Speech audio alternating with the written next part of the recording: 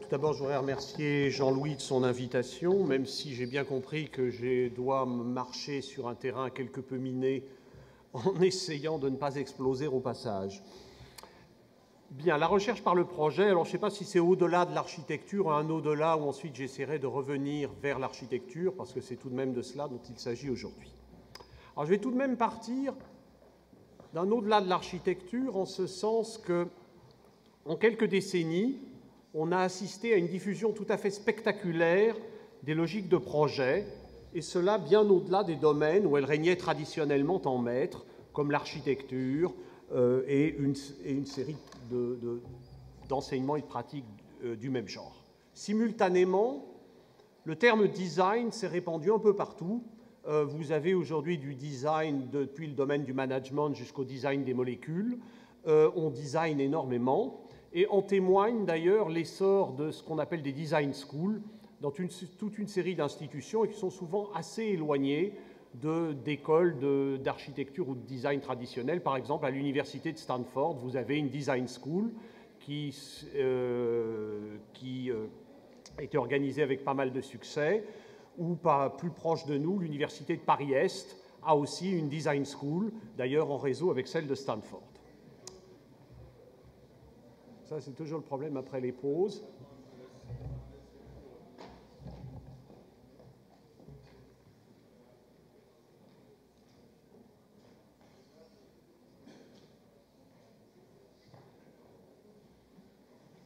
Petit moment de battement.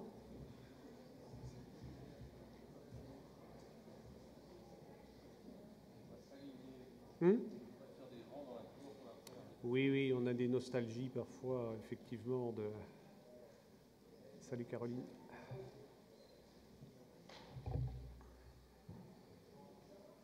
Bon, je peux... Alors, dans cette communication, ce que je voudrais faire, c'est commencer par m'interroger sur les raisons de ce succès. Pourquoi la question de l'enseignement par le projet, les méthodes de projet ont connu un tel succès au cours des dernières décennies. Pourquoi aussi le terme design donc s'est répandu. Puis ensuite, je voudrais pointer la situation un peu particulière de l'architecture au sein de cette dynamique.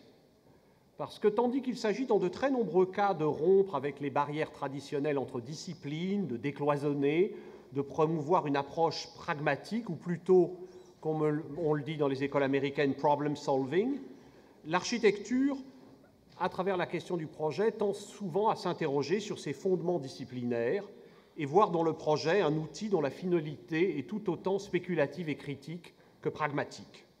En d'autres termes, la question de la recherche est centrale dans les débats autour de la question du projet en architecture, et c'est là-dessus que je reviendrai. Alors, dans un deuxième temps, après avoir essayé de pointer quelques-unes des raisons de cet extraordinaire succès, je vais essayer de questionner cette spécificité de l'architecture, en m'interrogeant tout d'abord sur les conditions auxquelles la mobilisation d'outils de projet dans la recherche est susceptible de déboucher sur un savoir transmissible, parce que c'est quand même l'un des enjeux du savoir académique, qui est d'être partageable et transmissible. Et cette question, évidemment, est inséparable actuellement de celle du doctorat en architecture, un doctorat qui ne serait pas préparé de facto dans une discipline adjacente à l'architecture, mais bien au cœur de la discipline. Et c'est une question, on le sait, qui est actuellement traverse toute une série de débats, et cela à l'échelle mondiale, que cette question du qu'est-ce que devrait être un doctorat en architecture. Mais la question qui se pose alors devient que nous apprend l'architecture de spécifique. Et c'est là-dessus que je voudrais terminer cette présentation en donnant quelques éléments plus personnels de réponse. Avec quand même toujours un souci, c'est que une spécificité ne saurait rester close sur elle-même, sinon ce serait retomber dans une sorte de solipsisme disciplinaire. Elle doit pouvoir interroger d'autres champs du savoir et de la pratique. En d'autres termes, comment être profondément architectural et tout en étant capable de s'adresser à d'autres que ceux que préoccupe l'architecture au sens strict. Dans cette perspective, la question peut être reformulée de la sorte: que nous apprend l'architecture qui soit relativement unique et en même temps d'un intérêt qui déborde les frontières de la discipline. C'est bien de cela dont il devrait s'agir dans un endroit tel que le Collège de France, qui a précisément été créé dans cette optique. Donc, premier point, donc, la généralisation du recours au projet, dont témoigne entre autres, je l'ai mentionné, l'essor de ces design schools qu'on trouve un peu partout. Alors, ce qui se joue à travers ça est finalement assez bien connu. une ambition de décloisonnement disciplinaire, et cela souvent à des fins d'efficacité concrète.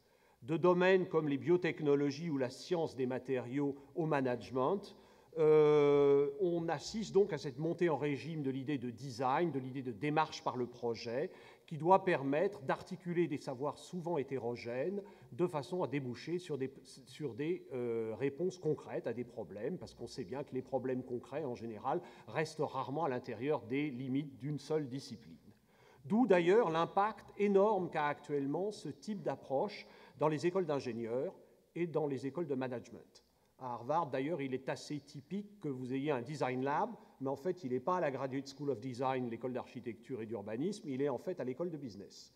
Et c'est assez typique, et la Design School de Stanford n'a qu'un rapport assez lointain avec un cursus de design au sens où on l'entend traditionnellement. Alors, au sein de cette dynamique, l'architecture et les institutions de formation qui s'y rattachent se trouvent souvent dans une situation quelque peu paradoxale. D'un côté, un tel mouvement, c'est clair, renforce leur position, notamment au sein des universités, ne serait-ce que parce que depuis longtemps, le projet est au cœur des écoles d'architecture. Je dirais même que c'est un des rares domaines qui a su conserver cette place prééminente de l'apprentissage du projet dans la formation. Mais du coup, beaucoup de gens commencent à s'intéresser à ce qui se passe dans les écoles d'architecture parce que, mon Dieu, il y a quand même tout un savoir accumulé en matière d'enseignement du projet.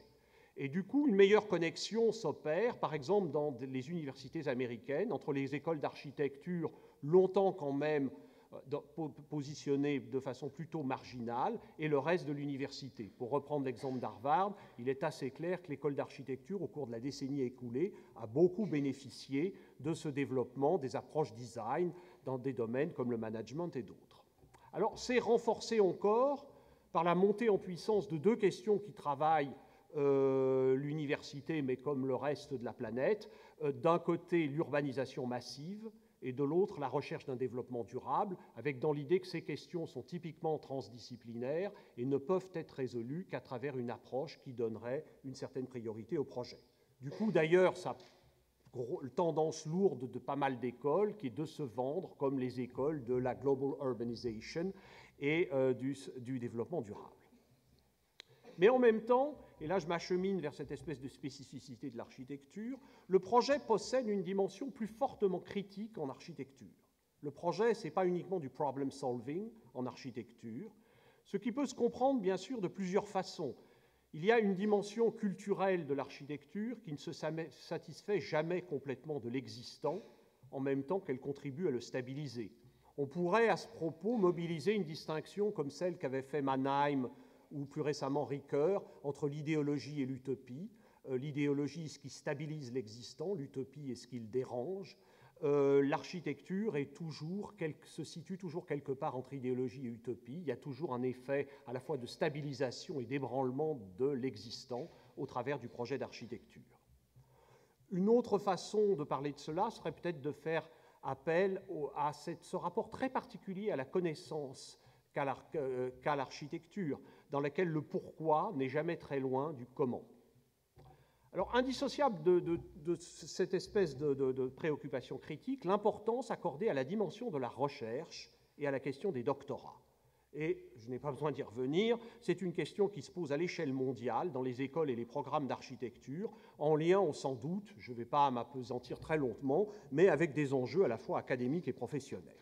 Et des enjeux parfois très importants. Aux États-Unis, par exemple, il y a toute une bagarre larvée entre les associations professionnelles qui veulent créer un doctorat professionnel d'architecture sur le modèle du droit ou de la médecine et les tenants du PhD traditionnel. Alors, j'en viens à mon deuxième moment, probablement le plus dangereux de cet exposé. Qu'est-ce que peut être la recherche par le projet et un doctorat faisant appel au projet comme principal outil d'investigation? C'est sans doute un champ âprement contesté aujourd'hui, avec des positions qui se répartissent très schématiquement entre deux extrêmes. D'un côté, et ils sont tout de même assez nombreux, ceux qui ne veulent pas reconnaître la possibilité d'une recherche par le projet en considérant soit que l'architecture n'est pas vraiment une discipline académique au sens classique, mais plutôt un champ de pratique, soit que le projet Ce n'est pas franchement de toute façon de la connaissance, donc vous avez quand même pas mal de positions de ce genre qui existent encore. Et puis de l'autre, ceux qui considèrent, à l'inverse, que tout projet est une recherche et qu'il n'y a pas lieu de distinguer entre visée académique et visée professionnelle. D'un côté, des défenseurs, mais je dirais extrêmement rigoristes de l'université au sens le plus traditionnel, et de l'autre, la pression de professionnels critiques à l'égard du savoir à leurs yeux desséché des premiers. Bon, je pense que ce débat ne vous a pas complètement échappé. Il me semble que la France n'est pas totalement immune. Alors, sur ce premier sujet de tension se greffent bien d'autres ambiguïtés, dont certaines ont déjà été mentionnées au cours de cette journée. Quel modèle de connaissance se proposer si l'on croit à la recherche par le projet, par exemple? Très grossièrement, et là aussi je vais à la hache, mais histoire d'un peu d'avancer, tandis qu'il y a deux directions. Tandis que les sciences dites dures, comme la physique ou la biologie, tendent à privilégier les résultats sur les questionnements qui leur donnent naissance, c'est la big science postérieure à la Seconde Guerre mondiale, les humanités, et dans une moindre mesure les sciences sociales, accordent une importance beaucoup plus grande à ces questionnements, la fameuse problématique des projets de recherche. Toutefois, la ligne de partage n'est pas absolue. Comme l'ont montré autrefois Thomas Kuhn ou Imre Lakatos, tout résultat scientifique d'envergure pose au moins autant de questions qu'il contribue à en résoudre, et les paradigmes de Kuhn sont en fait des terreaux, des champs fertiles de questions. De manière symétrique, les interrogations soulevées par les humanités et les sciences sociales ne présenteraient guère d'attrait coupé durablement de résultats empiriques. Mais il est clair que cette tension est présente aujourd'hui entre des modèles épistémologiques finalement tout de même un peu différents. Alors, quel savoir peut-on accumuler au moyen du projet d'architecture? Quel peut être le contenu du doctorat en architecture? Alors, il serait tentant de commencer par la constitution de savoir-faire purement projectuels, cette technicité qu'on acquiert au travers des pratiques créatives et dont Richard Sennett a pris récemment de manière éloquente la défense. Mais inscrits au sein d'une pratique dont il peine à se dégager, de tels savoir-faire débouchent rarement sur des questions transposables à d'autres types de situations que ceux qui leur ont donné naissance. Je voudrais écarter aussi la tentation de faire œuvre d'architecture. Certes, toute œuvre de qualité ne laisse pas de soulever des questions. C'est ainsi que l'on ne cessera sans doute jamais d'interroger les réalisations de Bramante, Schinkel ou Le Corbusier. Mais l'œuvre architecturale pleinement accomplie constitue encore la meilleure réponse aux questions qu'elle suscite. Il est à ce propos frappant que tant d'architectes, et non des moindres, à commencer par Le Corbusier, ne se soient pas contentés de projeter et bâtir, et qu'ils aient pris la plume afin de défendre des positions qui leur tenaient à cœur, positions assimilables à de véritables thèses d'architecture et d'urbanisme. Aujourd'hui encore, Peter Eisenman, Rem Koolhaas ou Bernard Tschumi perpétuent cette tradition presque aussi ancienne que l'architecture dans son acception occidentale, songeant au rôle fondateur des écrits de Vitruve. Alors en fait, c'est peut-être l'historien en moi, donc je plaise coupable si Robert Prost est encore dans la salle, le meilleur fil conducteur me semble fourni par la définition originelle de la thèse de doctorat au sein de l'université médiévale, une hypothèse concernant une question présentant un certain degré de généralité, hypothèse formulée par écrit, étayée par de solides raisons et défendue par le candidat au titre de docteur. Brique élémentaire de l'édifice de la recherche académique, la thèse apparaît ainsi comme un argument étayé et soumis à discussion. C'est à partir de cette notion d'argument qu'il convient peut-être de s'interroger sur la contribution spécifique du projet. Elle permet de réaffirmer, et là que je sois clair, sinon la primauté absolue, du moins, à mes yeux, la nécessité de l'écrit qui permet à un argument de se voir exposé dans toute sa clarté. Une œuvre n'est pas un argument, un projet en tant qu'œuvre en puissance ne l'est pas non plus a priori. Mais un projet ou des éléments de projet peuvent parfaitement s'intégrer à une démonstration, voire en constituer le cœur, à condition toutefois de se relier à un argument que l'écrit permet souvent d'expliciter complètement. Tel est fréquemment d'ailleurs le statut de ces projets théoriques qui jalonnent l'histoire de l'architecture et qui viennent rythmer certaines de ces transitions essentielles. Pour me référer à un ouvrage dont a parlé à plusieurs reprises Chupin, sans les thèses exposées dans son essai sur l'art, les grandes compositions de Boulez resteraient des œuvres assez énigmatiques. En se reliant à un certain nombre de prises de position auxquelles des écrits comme les observations sur la lettre de M. Mariette sont consacrés, Les gravures de Piranèse apparaissent également comme autant d'éléments qui viennent nourrir une réflexion sur le statut de l'édification dans l'histoire, réflexion s'inspirant partiellement, on le sait, de l'œuvre philosophique et historique de Vico. Alors, cela étant posé, les parts respectives du texte et de la recherche graphique peuvent, à mon sens, varier considérablement. Dominante chez Piranèse, qui écrit somme toute assez peu, la partie graphique peut se voir fortement réduite dans certains cas. Et pour ma part, alors je n'en déplaise à certains, je considère vers une architecture de Le Corbusier ou Delirious New York de Rem Koolhaas comme des exemples de recherche par le projet, alors même que la partie strictement projectuelle, ou disons graphique, demeure très limitée en apparence dans ce qui se présente avant tout comme des essais. Mais je rappellerai quand même le rôle extrême de la mise en page qu'a mis en évidence récemment Jean-Louis dans Vers une architecture, qui fait projet aussi, et puis dans le cas de Koolhaas aussi, le rôle très important de l'analyse visuelle et des documents visuels. Alors l'essentiel n'est pas dans la proportion, il n'y a pas une juste proportion de texte et d'investigation graphique, et je crois qu'il serait vain de vouloir fixer des normes de ce point de vue, 20-80%, 30-70%, ceci n'a pas de sens, mais dans un certain type de regard qui engage l'architecture sur un plan peut-être plus intime que ne le font la philosophie, l'histoire, l'anthropologie ou la sociologie, pour ne donner que quelques-unes des disciplines qui peuvent entretenir des rapports assez proches avec l'architecture. Alors, si l'on adopte cette perspective, en parlant de rapport intime avec l'architecture, le problème devient alors celui du type spécifique de connaissance que permet l'architecture.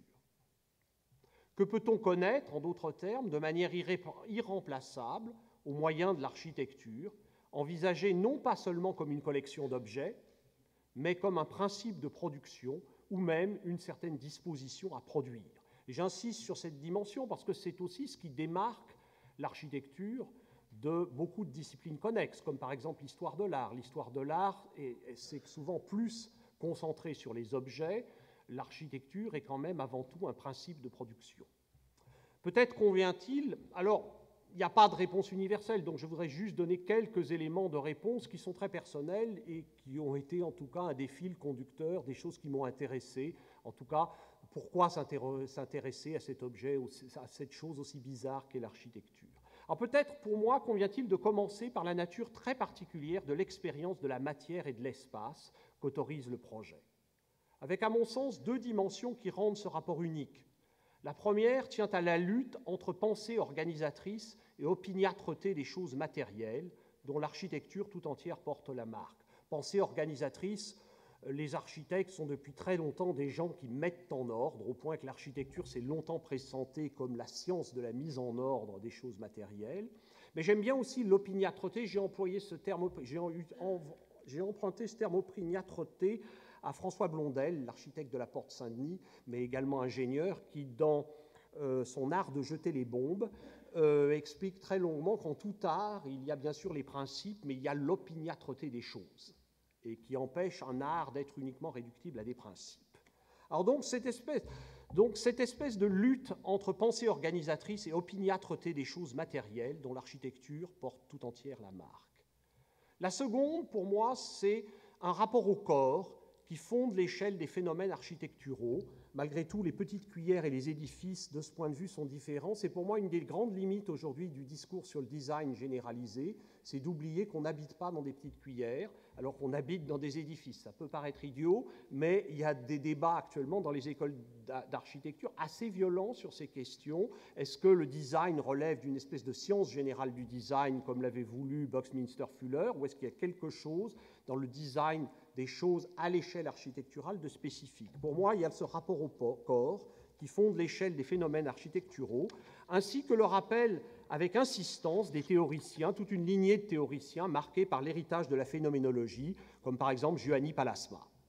Contrairement à ces derniers, je pense toutefois que ce rapport au corps se révèle plus riche et flexible que ce qu'en a retenu une certaine tradition architecturale.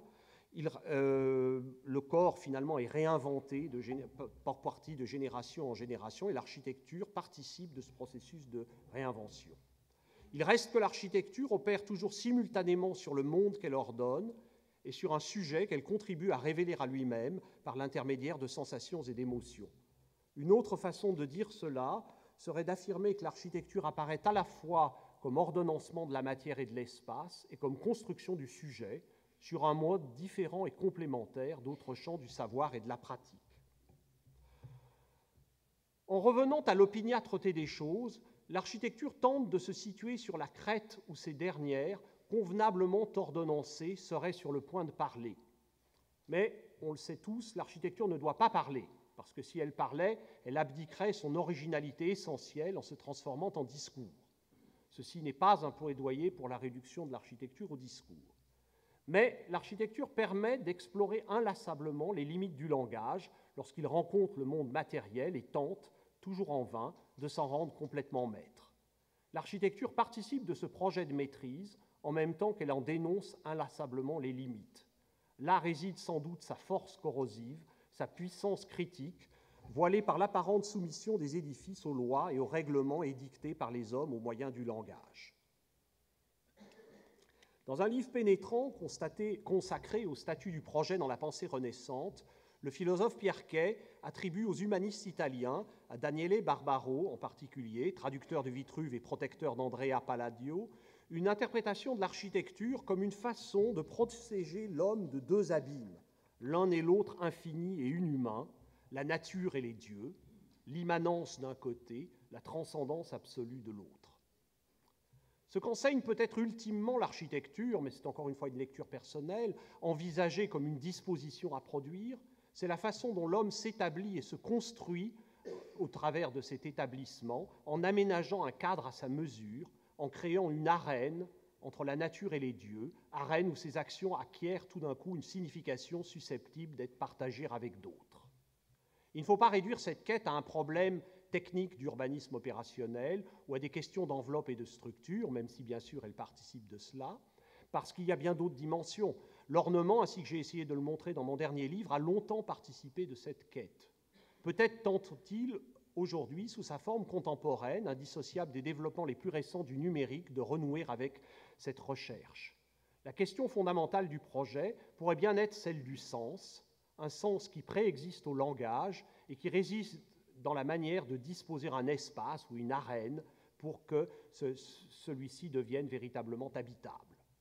Si l'on adopte cette perspective, la tension fondatrice de la recherche par le projet consiste, à la manière de l'architecture, à se mouvoir avec agilité sur cette crête dont je parlais précédemment, où les mots et les choses qui leur résistent se font face, s'affrontent, pour finalement se conforter mutuellement. C'est pour cela, à mon sens, qu'on est dans ce paradoxe d'une recherche qui a besoin de s'appuyer sur le langage, en même temps que sur un regard et des méthodes qui lui sont irréductibles.